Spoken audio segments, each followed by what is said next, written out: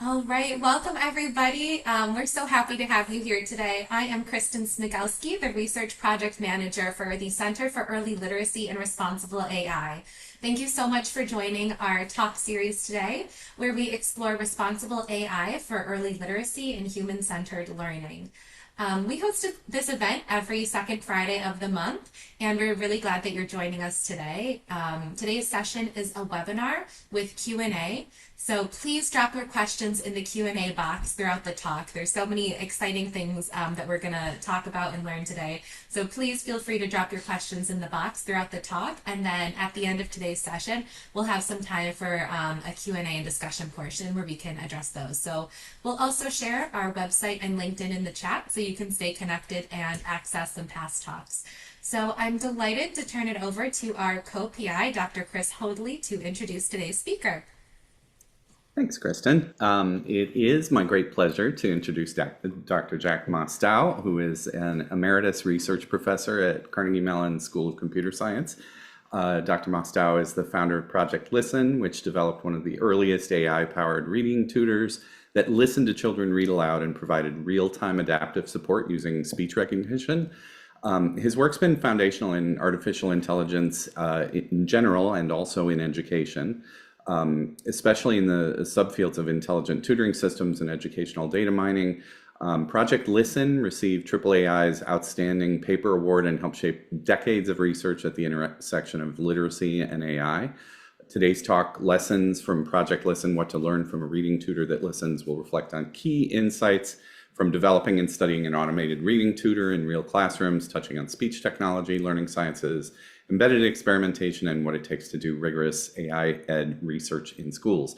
And I will add my most personal thanks to Jack for having helped inspire a way of working where computer scientists and learning scientists could really leverage the best available knowledge in both domains to make advances in both.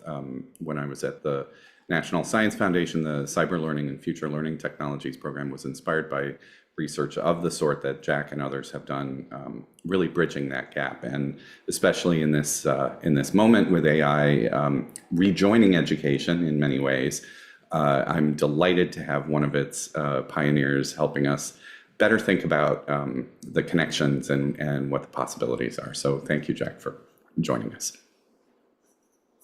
Chris, thank you for such a lovely introduction. A wise aunt told me many years ago that flattery will get me everywhere. So I see that lesson still holds true. All right, so without further ado, I think you can see the talk. I do not see the chat window on my screen, but you do, I guess. That's okay. We'll manage Q&A for you. Yep. Okay, so also, I apologize. That's probably not quite the right verb. A couple of days ago, I came down with a nasty cold, and so pretend that any coughing you hear is coming from outer space or someplace. All right. Well, Chris gave the introduction better than I would have, so let me go on to the next slide. So this is Herb Simon. If anybody deserves the title of father of artificial intelligence, it was Herb Simon. He got the Nobel Prize in economics in 1979, but he was Nobel caliber in about half a dozen different fields, because really what he was interested in was how people and machines can make decisions.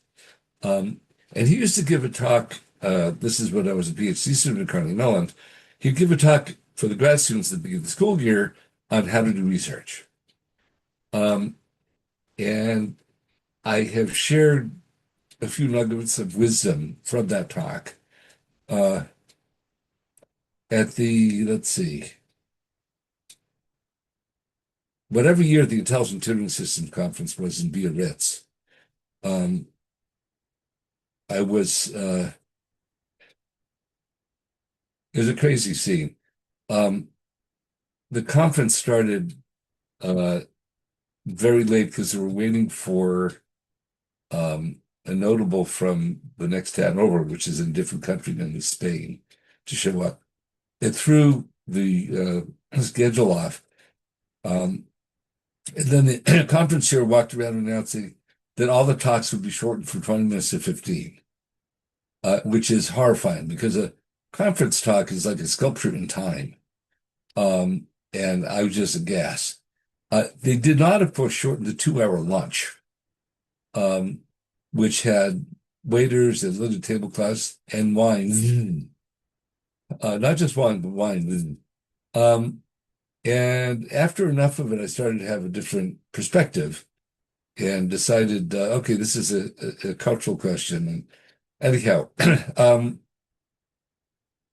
the afternoon, there was a session of young researcher talks, which unfortunately were kind of segregated off to a different part of the conference, a different track. But I was interested in one of the talks, so I went to it.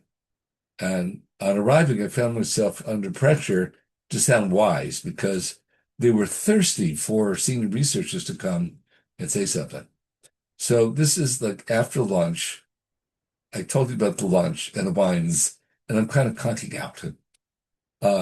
And then I guess at the end of the talk, I had to come up with something to say. All of which is a long preamble to this slide, which is I thought, okay, I don't actually remember very well what the speaker said. I'll just share these nuggets, so here they are. The first thing you need to do is to pick a research question. And the reason I thought of it was this particular talk did not have a research question. I'm not sure this talk right now has a research question, but there are plenty of research questions sprinkled throughout. But I was thinking, these poor students, they're not stupid. Their advisor had never told them that a talk is supposed to have a research question. So research question should be a significant question, meaning something people care about. And it should be right size, kind of like Goldilocks, not too hard and not too easy. And then you also need a novel approach to it, what Herb called a secret weapon, some source of power that's going to enable you to attack this problem. Because if you're very, very lucky, it's a problem that nobody has tackled before. But if it's a significant problem, probably they have. So you need some competitive advantage over what has been tried before. It could be almost anything. It could be an instrument. For example, suppose you're Leeuwenhoek studying biology in the 1600s, and somebody invents a microscope. All of a sudden, you can see cells. So that's a huge advantage. It can be a model. There are lots of different kinds of models. Research doctors call lab rats and E. coli and fruit flies models. So a model is a simplified representation of something else. So if you try your medicine on the lab rats or the E. coli or the fruit flies and it works, then that predicts that it will work for humans. There are computational models, there are statistical models, mathematical models. You'll see at least one model in this talk. It can be a new source of data. Quite a few years ago, somebody scraped 1 trillion words of text from the web. And they just published a list of all the words that, all the 5 tuples, sequences of 5 words that occurred 40 or more times on the web. And a table of all the 4 tuples and 3 tuples and bigrams and unigrams. These are big tables, like a billion rows, but they just published that, freely available. And that's a very powerful source of data. It kind of, you can think of it as a precursor to large language models. And when I heard about that source of data, I thought, wow, that's cool. I wonder what I can do with that. That's not going to be this talk, but I did use it for various things. It can be a new database. For example, let's see. The magic number, George Miller from Princeton, developed a sort of a computer readable lexicon or thesaurus is a better term for it, of data about words and their meanings and so forth. And that's a very powerful resource. It can be a different way of looking at the problem. And I think I have a slide someplace that says what that was in the particular example I have in mind. I'll tell you in case I forget to. We have the reading tutor that I'm going to tell you about, and I wanted something that could replay logged sessions. And it turned out that that was from the log files. That was a fool's errand because the logs were not designed to be replayed. And then I went to a talk by a colleague of mine who was reporting on a tool for looking at data from a spoken dialogue system for getting information about buses. And he didn't try to replay the sessions. He tried and succeeded in generating a summary of them at different levels of detail. And I realized, oh, that's a more feasible problem to attack. All right. So in this talk, there's a few examples. So, for example, we use speech recognition to improve reading. Herb never saw this slide because he died long before the talk.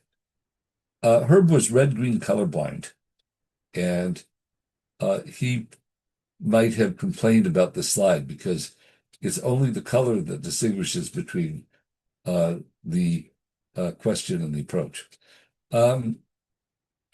And my own work, sometimes we pick the approach before the question. That's sort of like, I think Mark Twain said, for a man with a hammer, everything looks like a nail. But guilty as charged. Okay. So what are some of the research questions in Project Listen? One of them is, what should a reading tutor do? Imagine that you have this magic box that could listen to children read. What should you do with it? Why should it listen? How should it listen? What things do children like? What things do they know? Does the tutor help? What sort of practice helps? Does the help that the tutor gives help? Which help helps? And so forth. So here and there, the talk will be some of these things. So what are some of the secret weapons that we use? There's a 2-page paper from my 2013 AI Ed keynote that has a table of these things where each cell on the table is a paper. So speech recognition is sort of an instrument, kind of like Leeuwenhoek's microscope. We did some stuff with electroencephalography. You should be impressed that I was able to pronounce that. With gaze tracking. So these are different sorts of instruments. There's one modeling technique I'll show later, and another that I won't. We have data from millions of words read aloud by hundreds of children. There's a Google Ngrams database I mentioned. BNC is the British National Corpus. Again, sort of precursors of large language models. WordNet is the semantic computer-readable thesaurus I mentioned by George Miller. We have a children's dictionary of definitions crafted to be incomprehensible by children. Dictionary definitions, regular ones, are not easy to understand in English. And I mentioned the reframing, replaying as instead somebody could browse. Another reframing we did was the reading tutor tried to track the kid's position through the sentence that was displaying on the screen. Spent years doing that, not terribly well. And then I decided, okay, if you can't win that game of chasing the kid through the sentence, instead guide the kid through the sentence. So if there's a mismatch between the word that's expected and what the tutor heard, blame the kid. So I reframed chase the kid as blame the kid. All right. So here are 3 parts of this talk. Talk about listening to kids read, fitting models, and embedding experiments.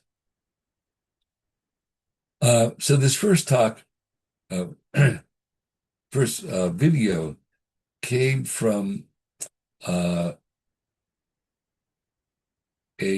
company that does stuff for National Geographic videos. So it's great production value. It's called Reading Rockets, and it's an excerpt. And here we go.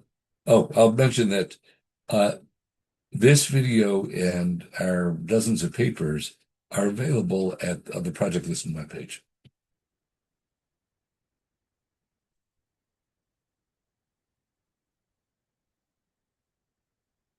This worked fine in rehearsal.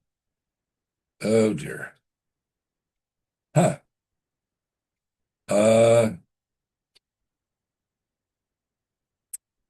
Chris can testify that this worked before. This was Kristen? working. I think when you just had your cursor over it, it changed from like the mouse to like the hand. So maybe, I don't know, try it Oh, again. You might need Oh, to okay. sit Yeah. down to the play Yes. button there. There you go. Thank you.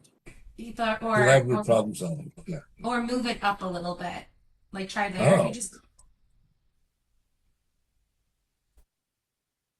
It's weird. Huh.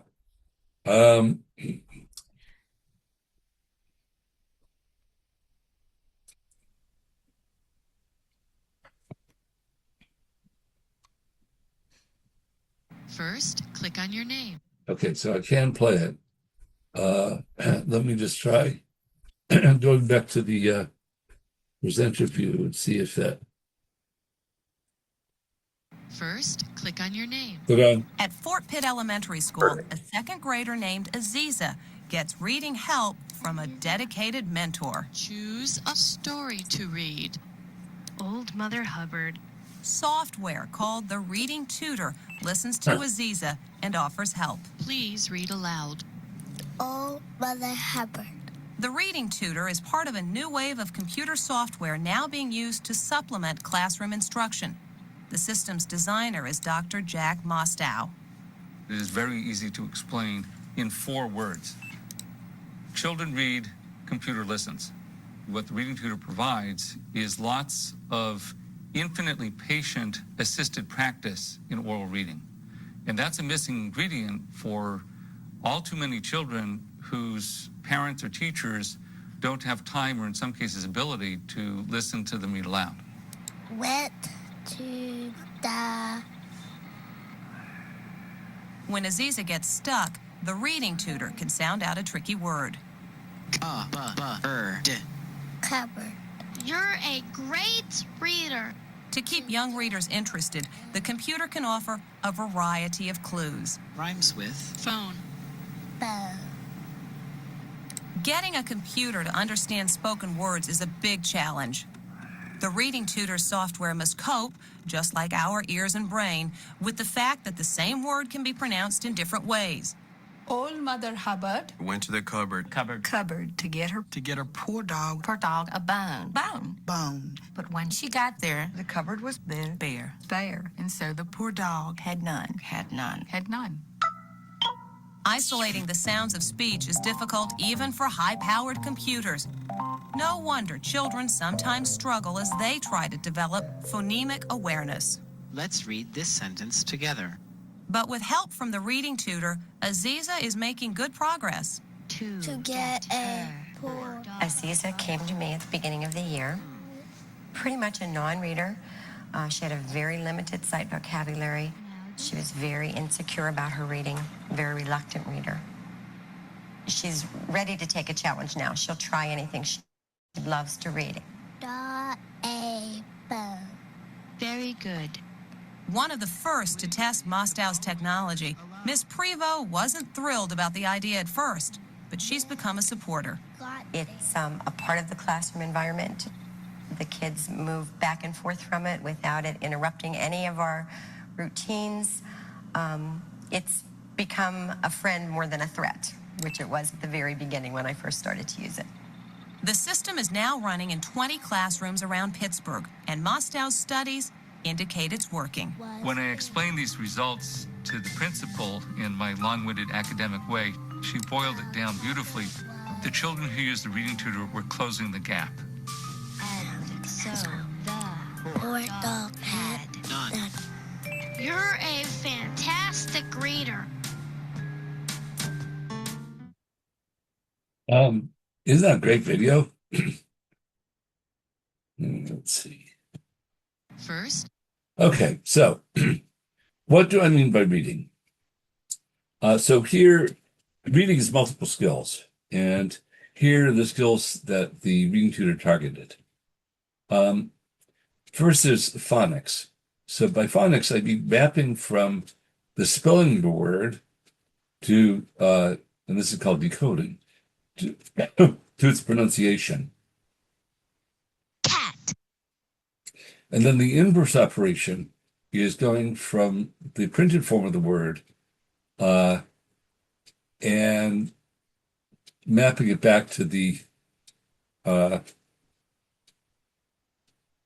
being able to spell it. So this is when you see it, and then you can spell it. Or when you hear it, you can spell it, I guess I should say. Fluency is the ability to, as it says here, identify words quickly, accurately, and effortlessly. That's part of it. But that's just word reading. My It's cat also, is fat. it's the ability to read expressively. Vocabulary, by vocabulary knowledge here, I mean the mapping from the word to its meaning. And so this picture of a cat here is representing the child's mental representation of a cat. And then finally, comprehension is making meaning from print. I would like to reassure you that no cats were harmed in the making of that audio. That's me going, Rawr. All right. So the reading tutor, can you see this full line, by the way? The reading tutor listened, logged, and experimented, or is that cut off? Just barely cut off. Yeah, on mine too. It depends on what it showed in. So we had hundreds of children, thousands of sessions, millions of words recorded that we could use to mine. And besides passively recording everything that the tutor was doing, we could inject randomized controlled trials, which are kind of the gold standard in science, to answer various different questions. So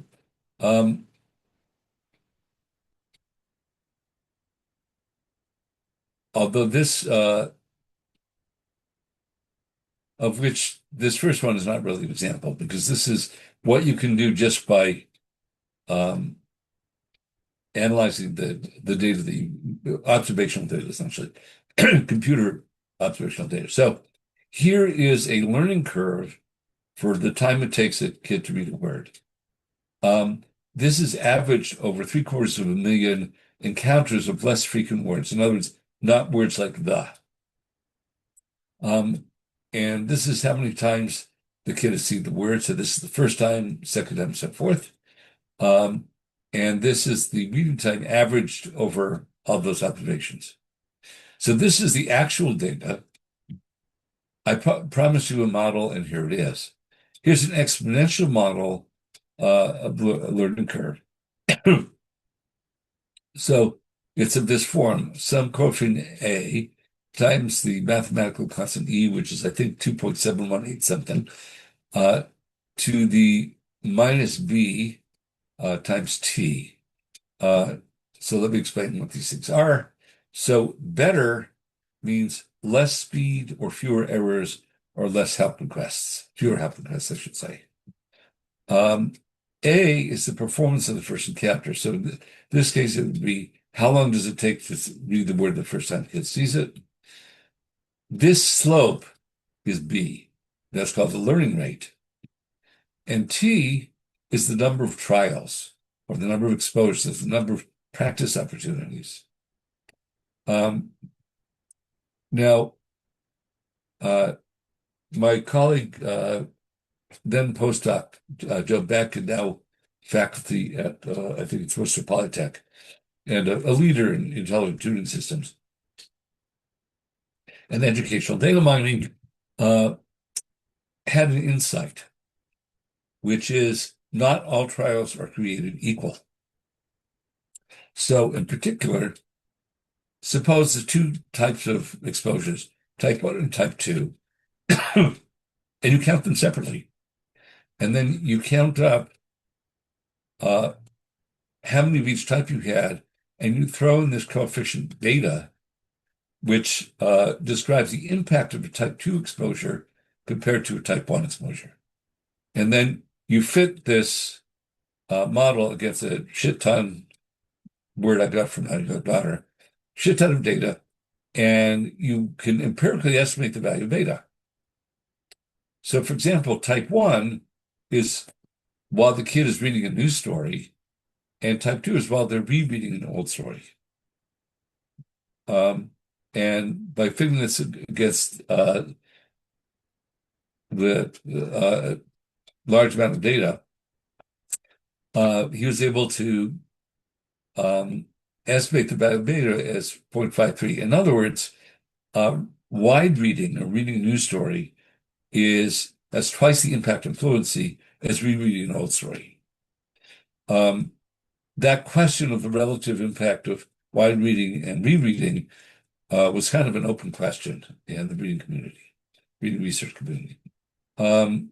So this said wide reading beats rereading. For most kids, there's a more nuanced analysis that looked at different subsets of kids, but we'll stick with that for the time being. And it doesn't have to be just two types.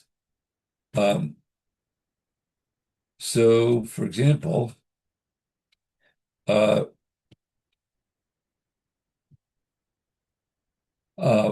can have four types. A spaced exposure while reading a news story. So spaced means we operationalize as the kid has not seen this word today yet. And reading a news story, well, that's a news story. Masked is while reading a news story means the story is new, but the kid has seen the word before earlier today. Type 3 is spaced while rereading an old story. So they're rereading an old story, but this is the first time today they've seen that word. And masked while rereading an old story, they've seen the word today and they're rereading an old story. And so these empirical coefficients basically say that wide reading is twice as good as rereading, and spaced practice is twice as good as masked practice.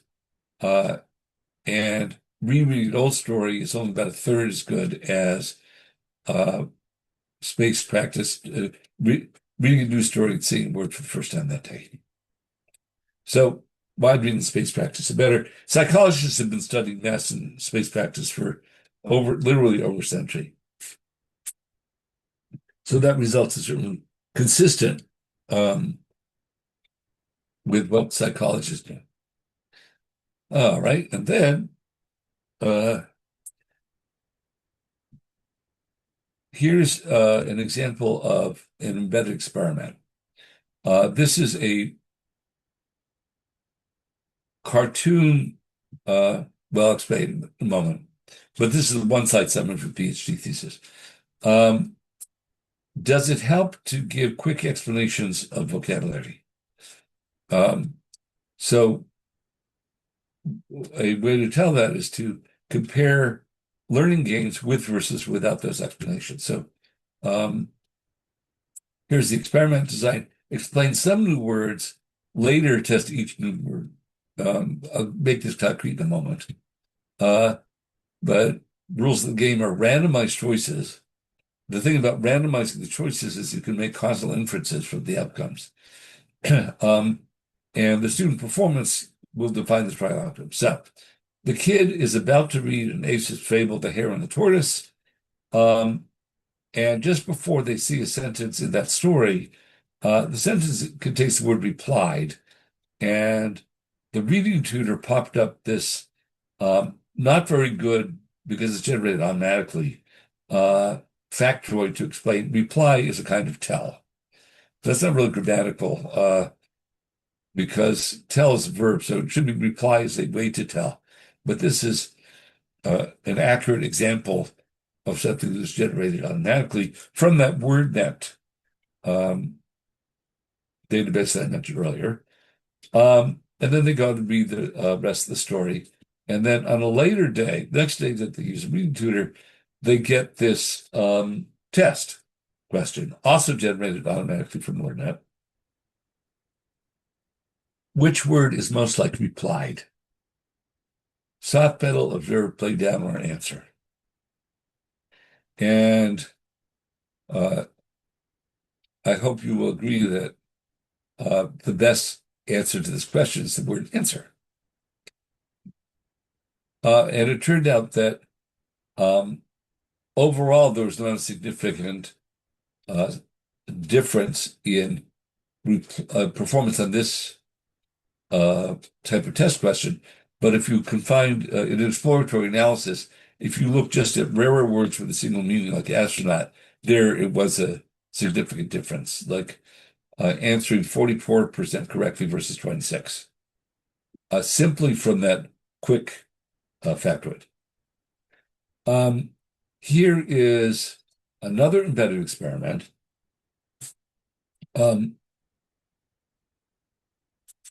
Several years ago, there's a controversy in the field of reading research about the relative benefit of practicing reading connected text versus word lists. Some people found that practicing a list of words so that you could read them fast was better, and some people found that no, reading connected text is better. And a reading researcher whose name unfortunately is eluding me at the moment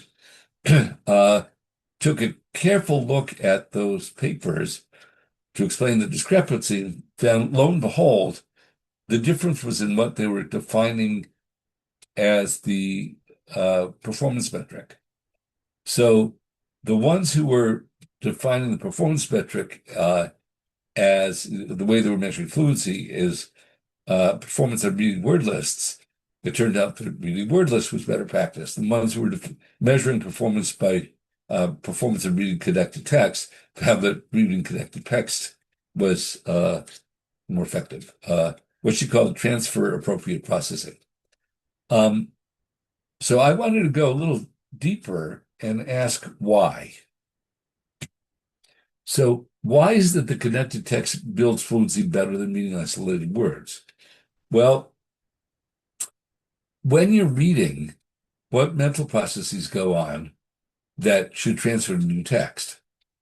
If you see a word in isolation, well, you can practice decoding it or recognizing just right away sight words or words that you can recognize at sight. If you see a bigram, so a pair of words, let me demonstrate this right now. Try to look at this sentence and just focus on the word look ahead. And without looking to the right, you can't really read the next word, but you can tell it's short. So that's parafoveal look ahead. Parafoveal means when you're reading one word, looking at the next word, even while you're still looking at this word. If you see a word in a phrase, then you can parse the phrase based on the parts of speech. And I'll concrete examples of this in a moment. And finally, if you see a sentence, then that's enough to do that is within sentence comprehension.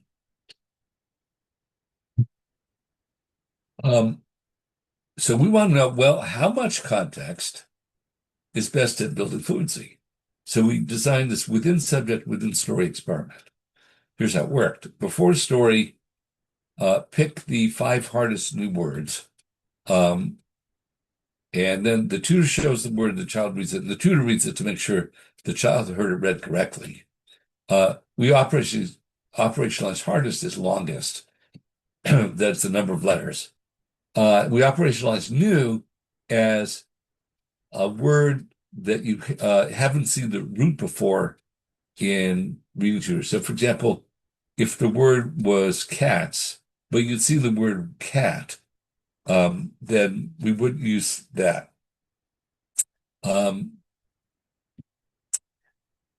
The independent variable here, is the amount of context. And good hygiene of experimental design is randomize the assignment of the word to which treatment, that is, which amount of context, and the order. So here are the 5 conditions that we compared. A no exposure control, in which case there's no preview. Seeing the word by itself. So here the word is difficult, and the kid just sees the word difficult by itself. Bigram, so the kid sees in the preview, very difficult. A phrase, very difficult to learn. And a sentence. This word is very difficult to learn.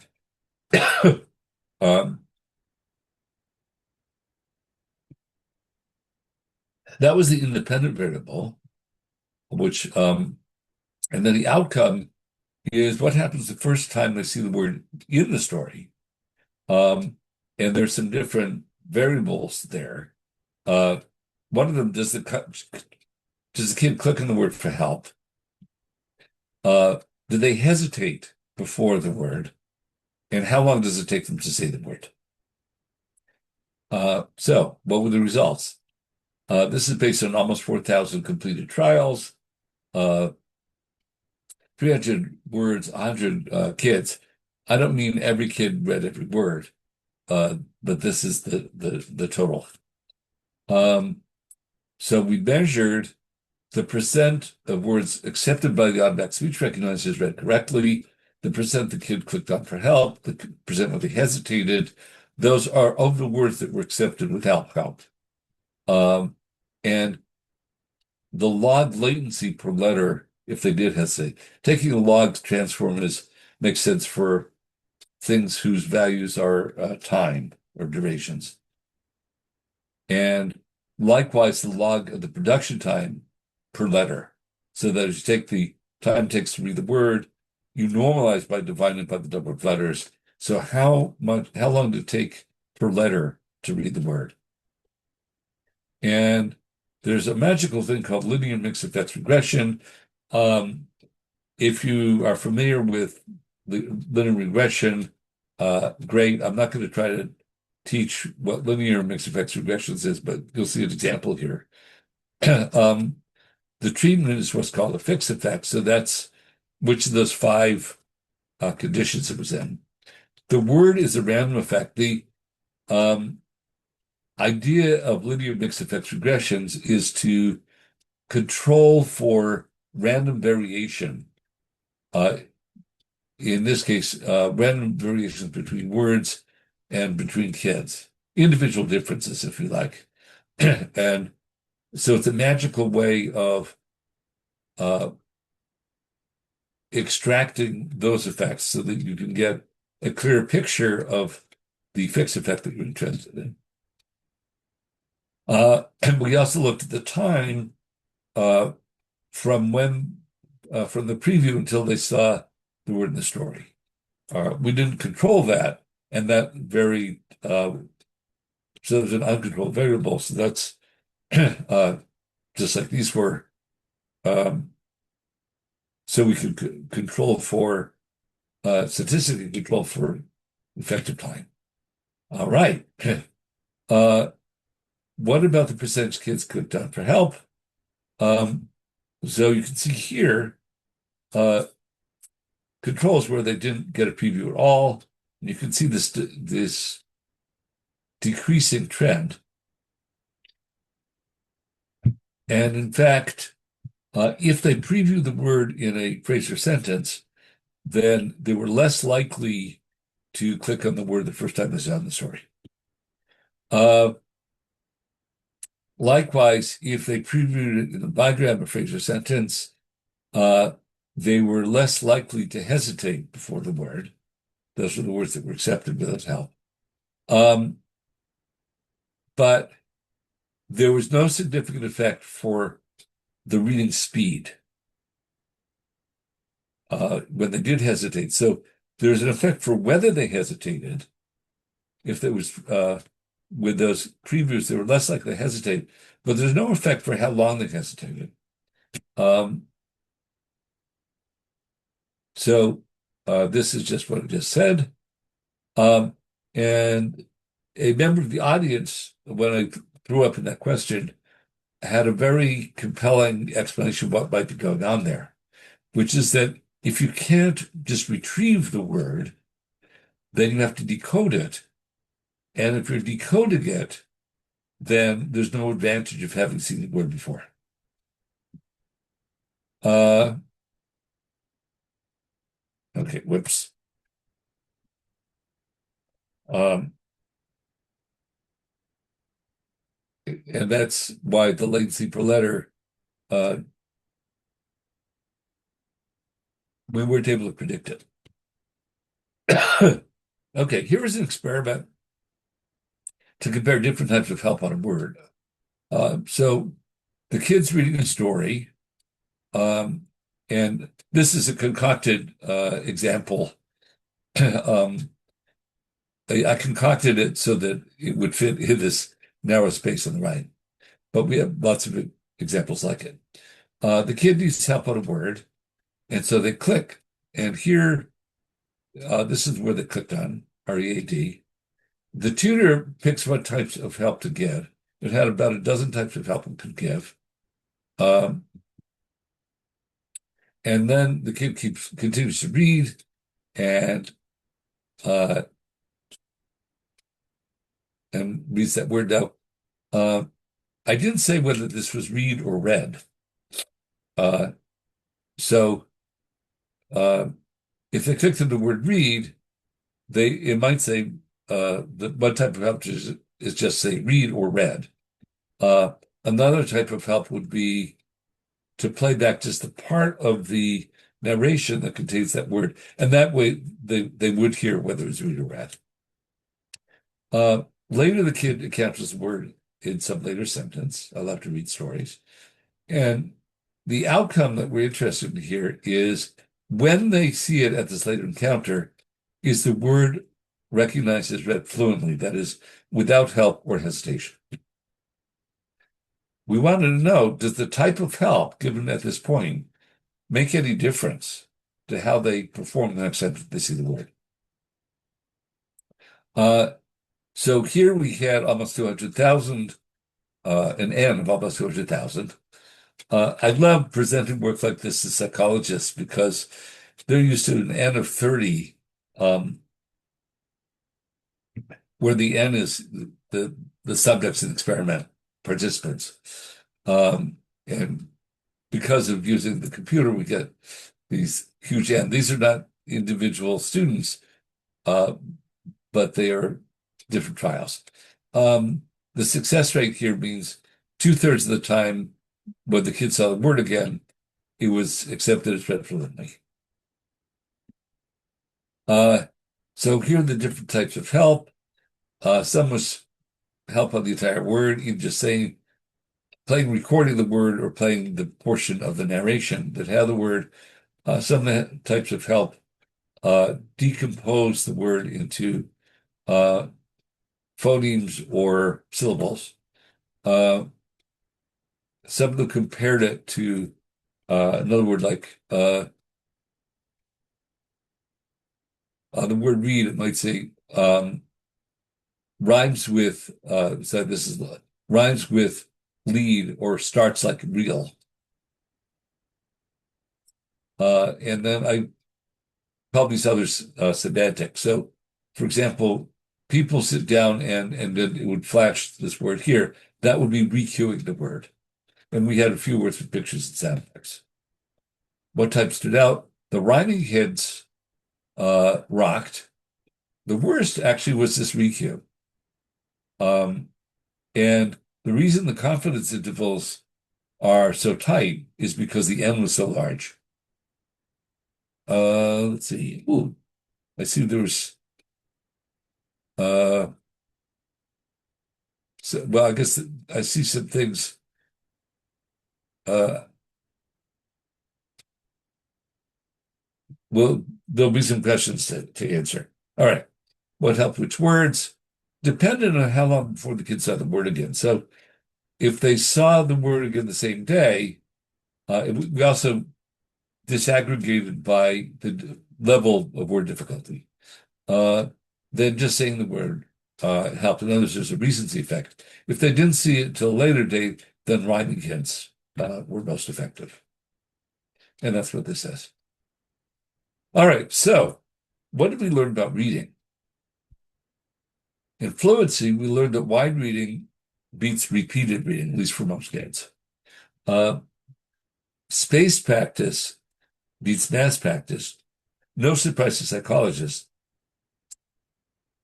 But we operationalize that is the first time you see a word in a given day has more bang for the buck than seeing that word again later the same day. Interesting one was the kids got more from the stories they picked than from the ones that the tutor picked, but it's ambiguous as to whether that was the effect of a difference in the story as opposed to who chose it. So it might have just been a motivational effect. Seeing the word itself is more helpful than having seen a word with the same root or rhyme. Rhyming hints in the long term seems to be more effective than supplying the word. And seeing a word in a longer context, like a sentence or phrase, is better than no preview or a shorter preview. I did show you the positive displayed.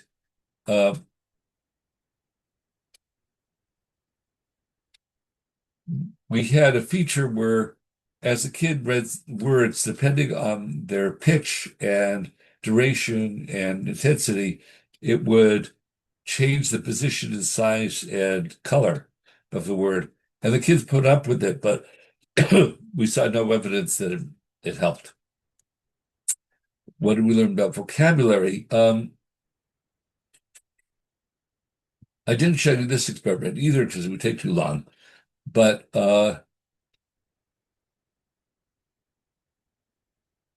by injecting the vocabulary intervention into encounters of words and stories, it was what I call a rolling admissions model.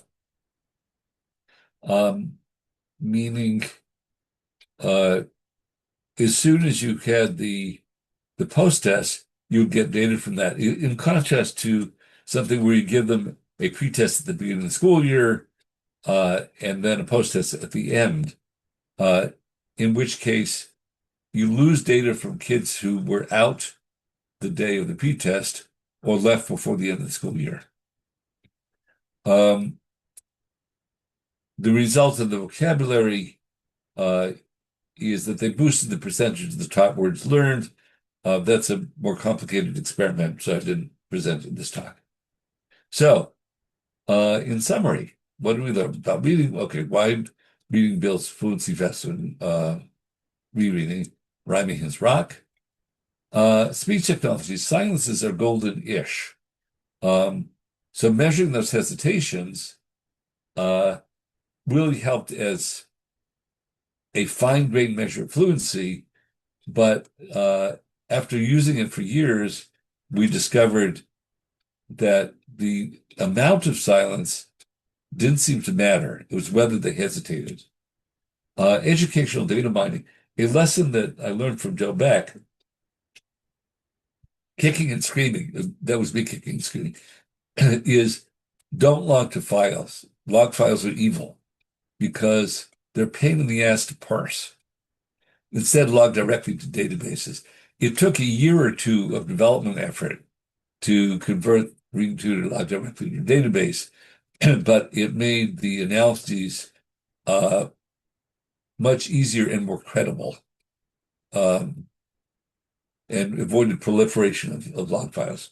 Doing educational research in schools, and this was true of ARIS, but maybe more general, teachers hate testing.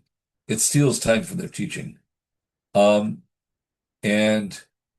it also causes a problem of attrition. So if you can automate the stuff in kind of hide the evaluation or the assessment in the intervention, not only you avoid stealing time for testing, but you also finesse the attrition problem I mentioned a couple of slides ago.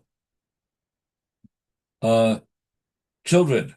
Well, one thing, tell you a story here. Early in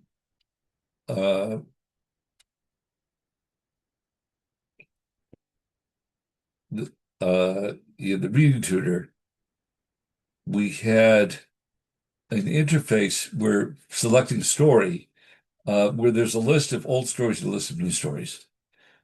The kids very quickly conceptualized the list of read stories as a score. And so they would compete to try to make that list long. So everything is a score. So be very careful what you display, because kids may try to optimize it. And what optimizes the score won't necessarily optimize their learning. That said, trying to predict what kids are going to do is doomed. Kids are delightfully unpredictable. Oh yeah, I was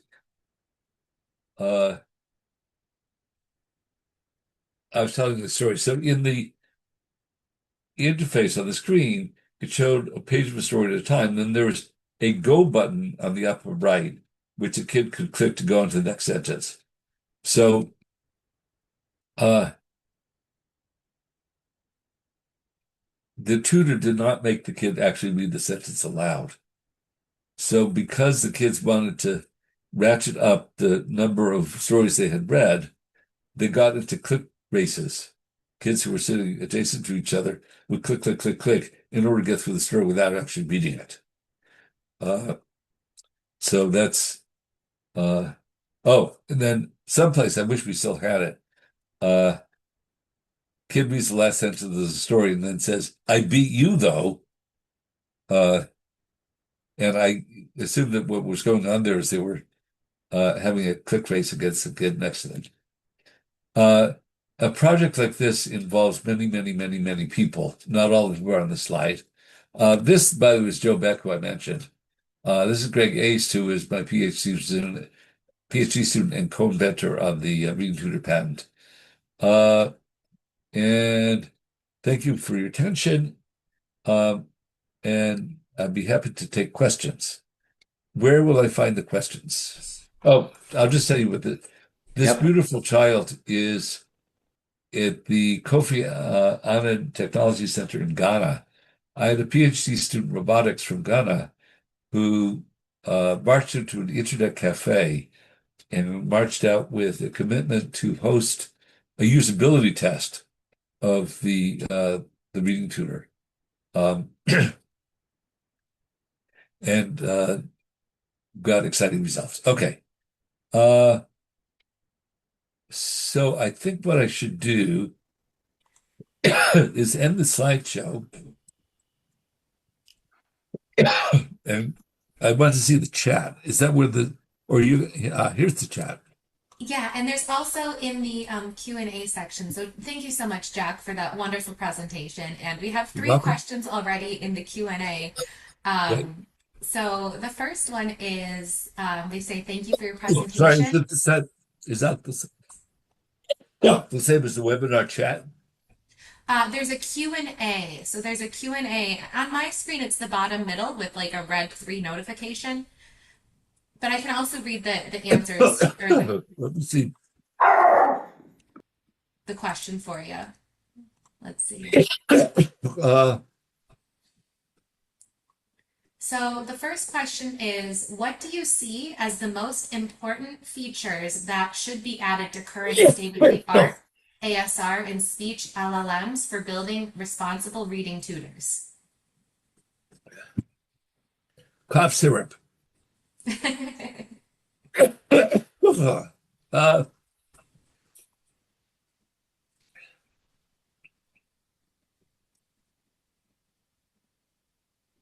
oh,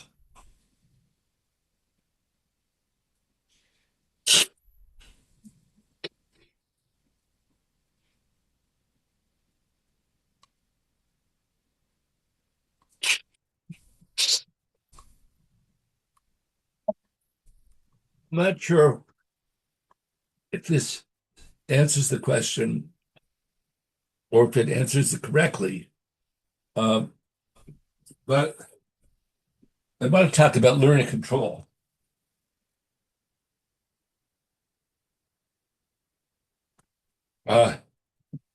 There is a romantic belief in education researchers or intelligent tutors that learner control is sacrosanct.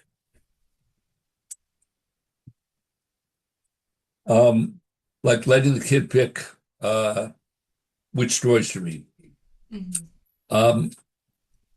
And over the history of the reading tutor, we started out with having that kind of romantic notion. For example, the go button that let the kid click go on to the next sentence. And over time, our position on that turned progressively more fascist. Because the more rope you give kids, the more they're going to hang themselves. So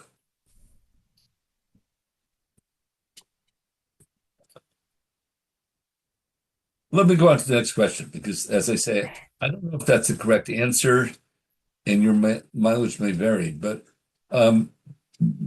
sorry. That's okay. Thank you so much.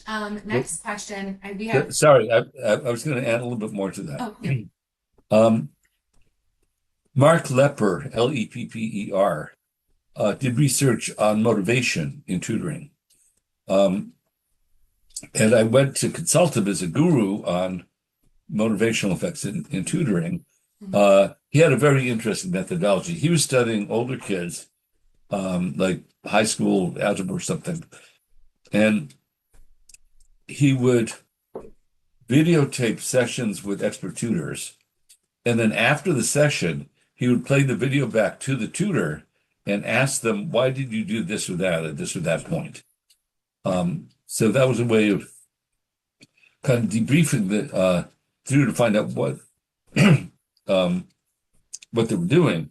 And a sort of key finding was that the tutors, expert tutors, used both cognitive and motivational criteria to guide their decisions. And when those two criteria conflicted, the motivational criteria trumped, pardon the word, the cognitive criteria. All right, so let's see. So the next question that I see is from Drew McCann. Is that the next one? Yes. How did the tutor choose what types of support to provide to the student? So like decomposition, whole word, etc. Randomly. More precisely, not every type of help applies to every type of word. You cannot give a rhyming hint on the word orange because the word orange has no rhyme in English. You cannot break down a word into syllables if it's monosyllabic. Mm-hmm. But subject to that constraint, it would choose randomly among the feasible types of help. The reason for that, and it illustrates another point, when we first put those different types of help in, I didn't know what would be most effective. So computer scientists, when they don't know, pick something randomly. It's kind of a simple baseline. Literally years later, we decided to analyze. So this was an experiment that was designed years after it was performed.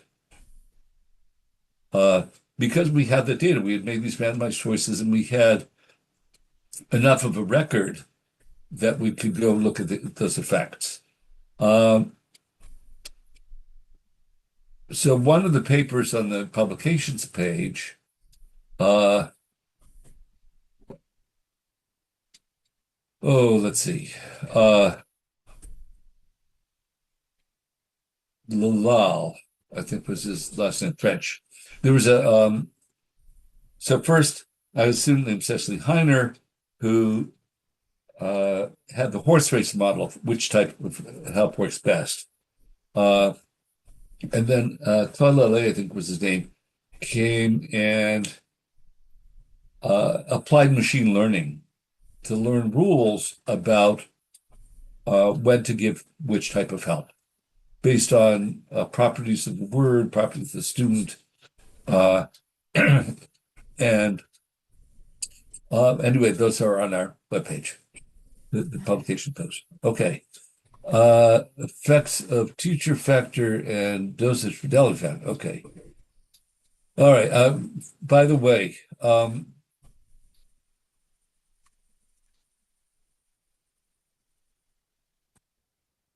every study in which I've tried to treat time on task as an independent variable, it has turned out to be a dependent variable.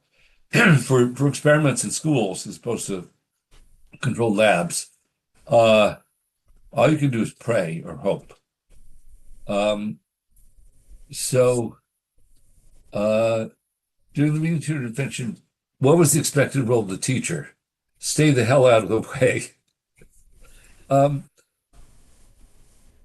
We had what I call the candid camera study. John Kamenek did this study in which he parked a camcorder on top of the monitor aimed at the kid to see what happened.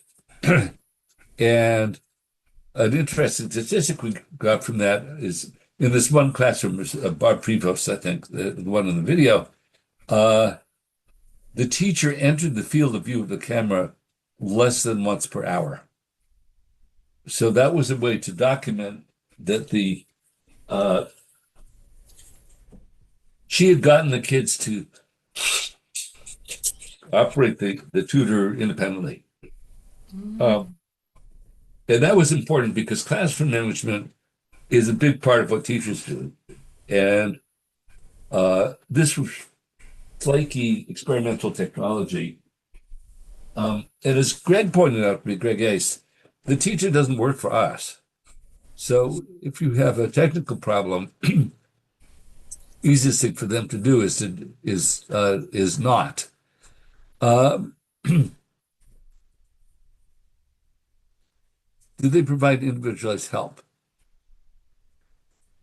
One of the first things I read was a book by Robin Campbell, thin book called Hearing Children Read. She did an observational study in England of individual assistance, and the statistic that stood out to me is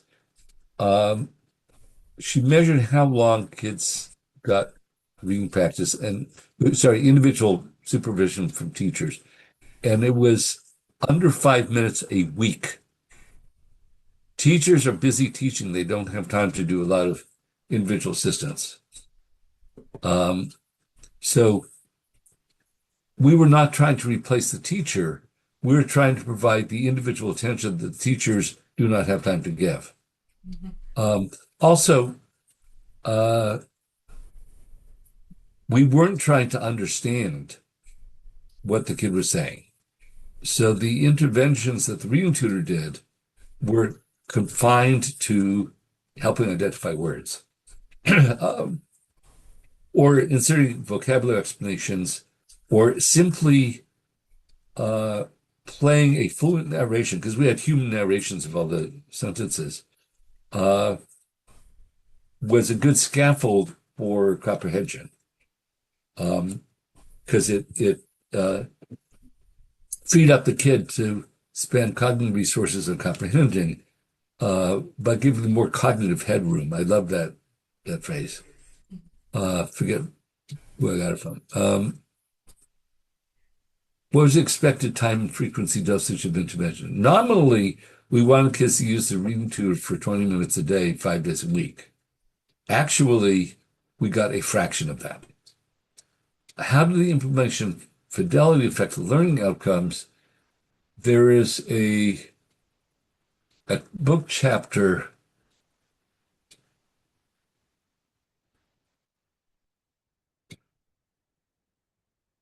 We looked at the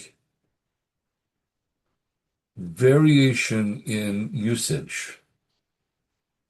And let me see if I can get this right.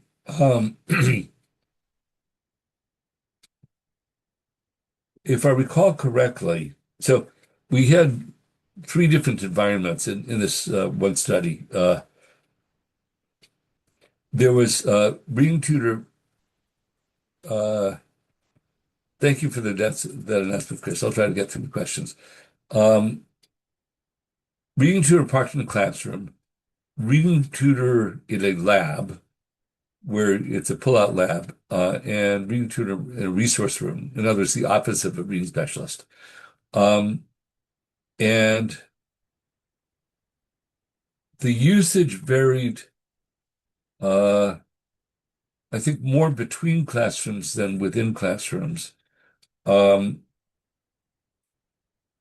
frequency did. There was a difference between frequency and duration. So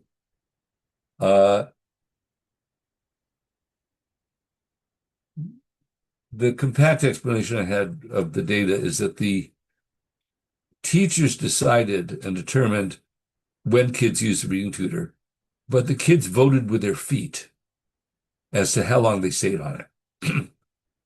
So that's not a direct answer to the question, but at least it's vaguely related to it.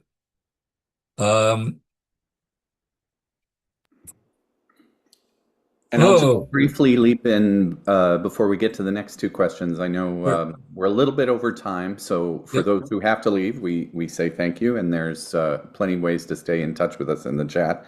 But for those who can stay, presuming Jack is still willing, we'll keep going and get through our last questions. But I did want to make sure to let people know we're going to try and get through what we can here. And if you have to leave and you'd still like to hear the answer to the questions that have already been posed, the talk is recorded and will go on our website soon.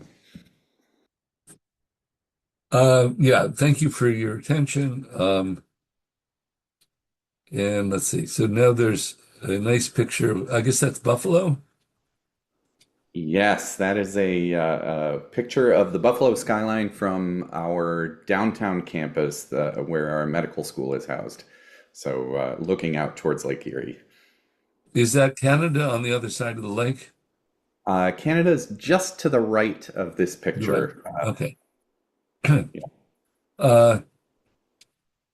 Years ago, I went on a week-long bicycle trip along the Underground Railroad route. It started in Buffalo and then rode up northwest into Canada. Let's see. What happened to the data you collected over years? Must be around someplace. But I make the public available for other researchers.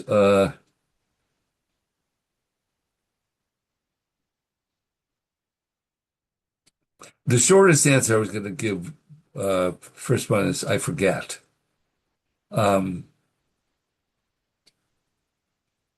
So sorry about that. Let's ask Kristen would like to answer this question. Okay. What would modern listen the new AI technologies? Well, as I mentioned at the outset, we had our first reading expert was a master reading teacher, Leslie Thyberg, at the lab school from the University of Pittsburgh. And so she was the initial model for the reading tutor, the reading coach, as we called that version. So we had protocols or recordings of her helping kids one-on-one. But what we told her is, imagine that you have this magic box that can listen to kids, but all it can do, it can only listen to the read aloud. It doesn't understand the text. It can't discuss it with them. So that was a very constraint on what the tutor did. Nowadays, although speech recognition is, especially for kids, is far from perfect, it's amazingly better than it used to be. So it means that you could actually have discussion content with the kids, and that would open up a whole Pandora's box of possibilities. All right. Thank you very much for your attention. I think, did we get through? Yeah. Okay. So thanks a lot. And I'm going to go nurse my cold. Thank you for being with us, Jack, even though you're not feeling your best. I know Kristen has sort of a little bit of a closing announcement for us, but okay. And thank you to everybody for attending. Yes, thank you so much, Jack. Thank you everybody for who joined us today. We hope this session offered some insights into the history and future of AI-powered reading supports. And in my opinion, it really did. That was so informative and so just rich with all this great information. As Chris said, our talk series meets the second Friday of every month at 12 p.m. There's information in the chat. We'll love to see you again in the future. But really, thank you again, Jack. A round of applause to you for providing this information, for joining us, for sharing this, and for inviting us to be part of the conversation. So we really, really appreciate it. Thank you so much. And thank you everybody for joining us. And we hope you have a fantastic weekend. And we hope you feel better, Jack. Thank you. I'm fond of saying nothing is as flattering as to be asked for advice, except to have it actually followed. Yeah, and I know many folks do build on the work that eventually came out of Project Listen, and some of the commercialized products that were developed out of that research trajectory are being used by tens of thousands or hundreds of thousands of kids every day, which is the kind of impact we all wish we could have. So many thanks for not only for this talk, but also for your work. Thank you for your kind words. I didn't actually know that was true, so I'm glad to hear if it is. Hope to see you in Buffalo someday. All right. Be well and don't get this cold. Okay. Thank you so much.